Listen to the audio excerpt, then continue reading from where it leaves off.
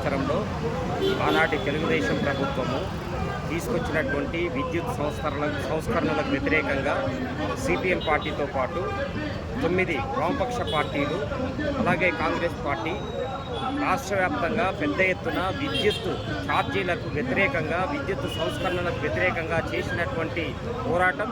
దాంట్లో 3 అమరవీరులు రామకృష్ణ, విష్ణువర్ధను, బాలస్వామి దారుణంగా హత్య చేయబడ్డారు. ఈరోజు జరిగినటువంటి ఈ సంస్మరణ ప్రోగ్రాము రాబోయేటువంటి తరాలకి తెలియజేయాల్సినటువంటి అవసరం ఉంది. ఆనాడు జరిగినటువంటి విద్యుత్ పోరాటం వల్లనే విద్యుత్ సంస్కరణలు ఆగిపోయినాయి. ప్రభుత్వాలు విద్యుత్ ఛార్జీలు పెంచాలి అంటే భయపడ్డాయి. అలాగే రైతులకి ఉచిత విద్యుత్తు, పేదలకి ఉచిత కరెంటు ఇలాంటి అనేక సంక్షేమ పథకాలు అమల్లోకి వచ్చినాయి. కాబట్టి ఆనాటి పోరాటాన్ని మనం తలుసుకుంటూ ఆనాటి పోరాటం యొక్క స్ఫూర్తితోటి మరిన్ని సంస్కరణలకు వ్యతిరేకంగా అలాగే కేంద్ర ప్రభుత్వం తీసుకొచ్చినటువంటి విద్యుత్ చట్టానికి వ్యతిరేకంగా పోరాటం చేయాల్సినటువంటి అవసరం ఉంది.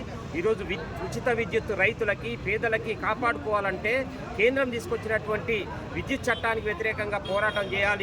దానికోసం ప్రజలందరూ కూడా ఆనాడు జరిగినటువంటి విద్యుత్ పోరాటం యొక్క స్ఫూర్తితోటి సన్నద్ధం కావాలని చెప్పేసి విజ్ఞప్తి చేస్తూ ఉన్నారు.